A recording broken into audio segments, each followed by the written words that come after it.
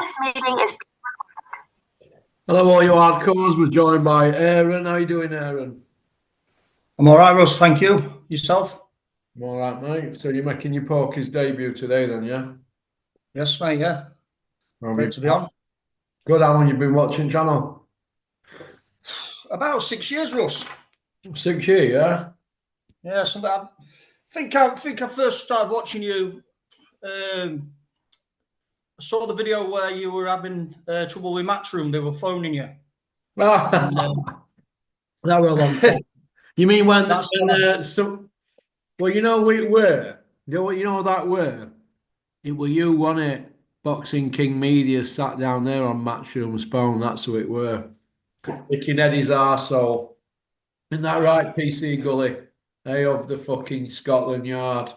That were about 7 years ago, that. yeah. I think I caught it about a year after it had been out. I just stumbled across it one day on YouTube, Yeah. and then I've been a fan ever since, mate. Yeah. Oh, that's a bit cringe, man. You mean your Pollock channels? Okay. What about you from, Aaron?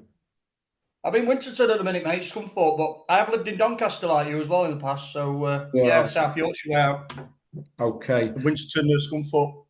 What do you think about boxing at the moment as a whole, Aaron? I'm losing interest, to be honest. For me, it's going the same way as football. There's a lot of investment from elsewhere, and I think it's killing the sport. It's watering it down, especially in the UK. Those shows over the weekend, the quality is just not there anymore. Yeah. Yeah, well, Eddie Hills's box rec ranking per fighter for his show were 245. That last night were 142. So it's gone downhill because it's slim pickings for a minute now what they can put on.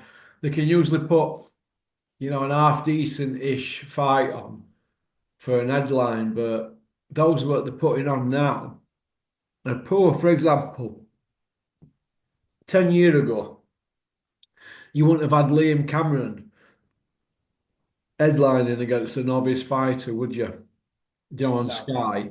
And it's same for the Zone when they started out. They wouldn't have had Dalton Smith headlining. I mean, nobody know Dalton Smith were if he were walking around Meadowhall, would they? No, and he's not very marketable either, is he? You know, No.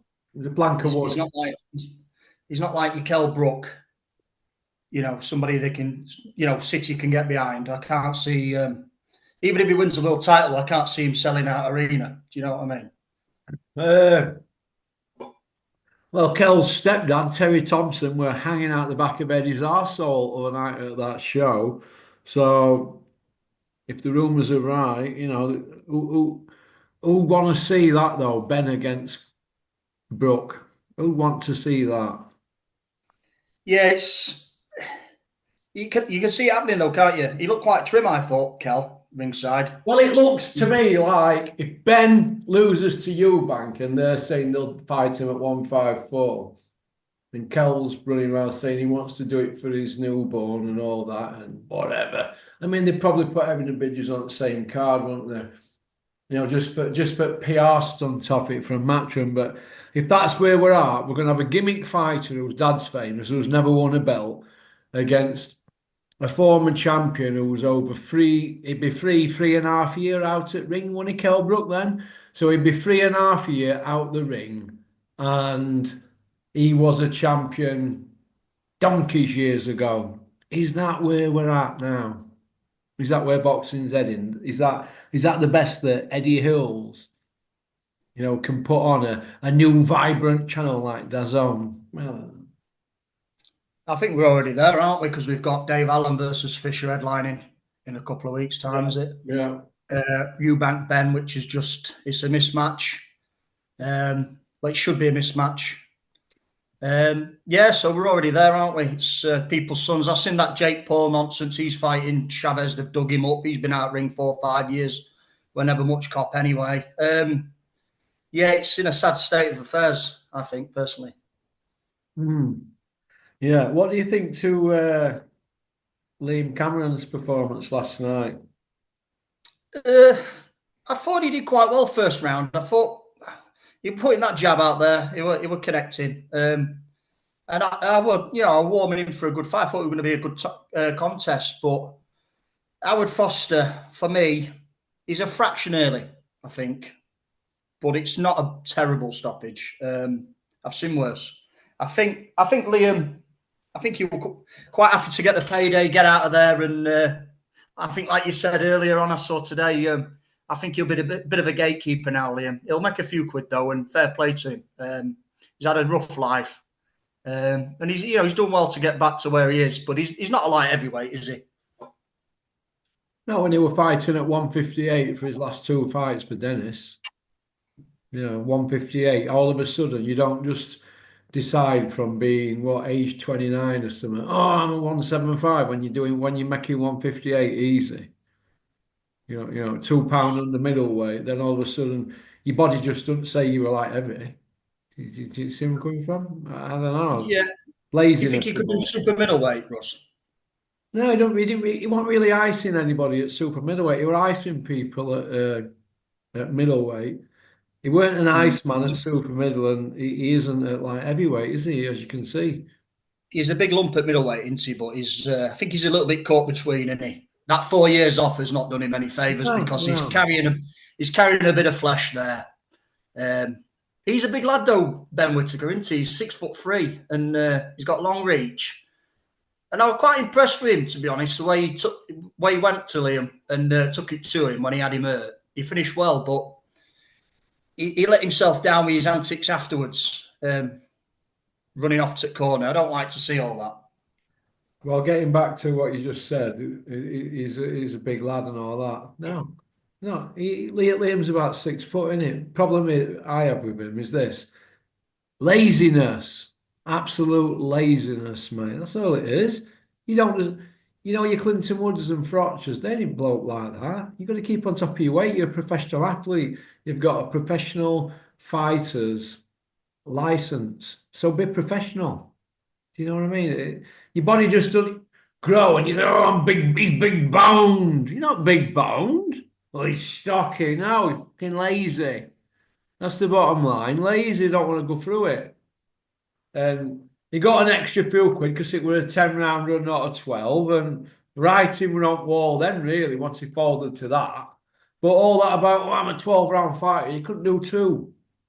So no, I ain't got no sympathy whatsoever for him. And he's done all right at the job. He's bought an house and that. He's a bit more set up than he was. So good luck to him. But for me, we've played victim, right? Playing the victim for me.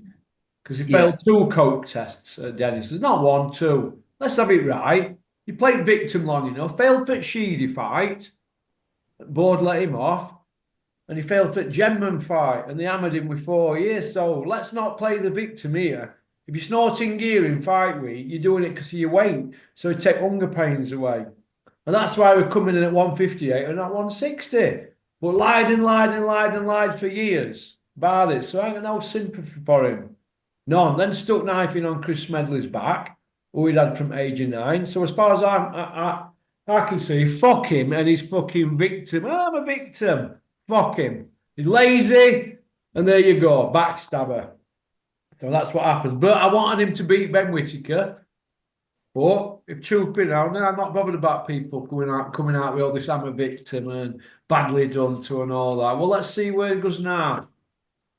So, gatekeeper for English level now, there you go. He'll end up like Fonz Alexander or Elvis Doob, who's passed about now on shows. There you go. What do you think to Whittaker then, Russ? Do you think they should throw him in with someone? I think he's a knobhead with a bad attitude, and I want to see him put on Button Moon by Anthony Yard. That's what I think about him. Yeah, I don't think he'd fare very well with Yard. No. Buatsi, those type of guys. I think they'd walk straight through him. Mm. What about Lyndon Arthur? I mean, they were calling Lyndon Arthur out after Liam. Well, let's see Lyndon Arthur in with Ben Whittaker on Sky. Why not? I think Lyndon Arthur would jab his head off. I do. But we're going to see, aren't we? What do you think about him going to be trained by Andy Lee, the new go-to guy? What do you make of all that? Because Josie Parker went there first, and Andy Lee not trained anybody in his life. But all of a sudden, he's the go-to guy, but he's not trained anybody. So why is he the go-to guy all of a sudden? Can you explain? I think he's had a bit of recent success with Parker, hasn't he? Which, in Well, my he's a opinion, former world champion, so you've already. It's like going and picking a car up with 50,000 mile on clock from showroom, isn't it? yeah, like I said, I think that's a little bit overrated what he's done with Parker. He's got in there with an old Wilder who's past his sell by date. Zhang, he's just a big lump, people. A fat McCauley. Yeah, and Bacoli they just pulled him off a sun lounger, haven't they? And now they've got Ben Whittaker beating Liam Cameron, who's been parked up 4.5 years. And he's really a middleweight. So, there's an asterisk next to every one of them wins. But all we're hearing on social media is, go to Andy Lee, the Dark Lord. He's the best. He's the new go-to guy. He won with Sugar Hill, weren't he, Whittaker, for a bit? So wouldn't he have been around Andy Lee anyway then? Who was Sugar Hill? And Ben Whittaker. Yeah, Ben Whittaker. That copper from Detroit. Yeah, that's the one, yeah. I mean, he's another one. He's just riding off coattails of his uncle, isn't he? What's he a done? bit like Flex, isn't it? His dad being Brendan Ingle. Flex's guy, is it? Bradley Goldsmith just got lit up, didn't he, at weekend? I missed that one, mate. I only tuned in so I tuned in for the Fraser Clark fight, so I missed the earlier fights last night. Yeah, well, that's what happens. I wonder if Flexer's going to be training now. Might be digging Kell Brook up, eh? Get Spade out, we'll dig Kell Brook up, shall we? Get him out at City Road Graveyard at Sheffield.